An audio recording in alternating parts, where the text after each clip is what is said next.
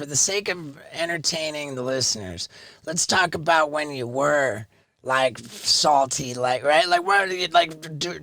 Am I correct that you like just got in a feud, a rap beef with Eminem?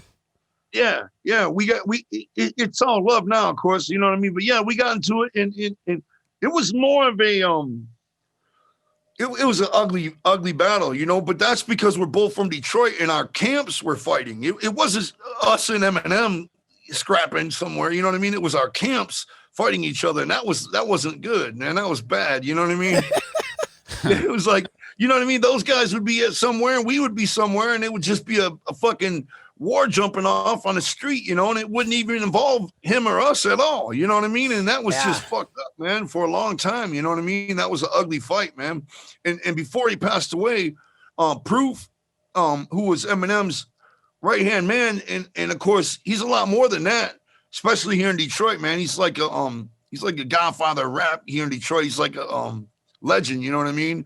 But Proof was on a mission, it seemed, to squash a lot of the beefs Eminem had. You know what I mean? Yeah. In this, like right about the year he died, Proof was doing this, and he reached out to us, and we had like a bowling match. It was us versus D12 in like a bowling match, you know?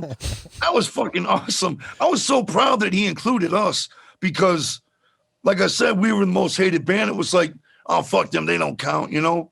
Like if you were naming off groups, music that was successful from Detroit, you could name off all kind of people, and then somebody'd say, "What about ICP?" Oh man, fuck them, they don't count. You know what I mean? It was always like that. So when Proof included us to squash the beef, and he came to our office, and like he jumped on a song with one of our groups, and he gave us a shout out in his verse and shit. It was just, it meant a lot to us, man. I mean, it really meant a lot. You know what I mean?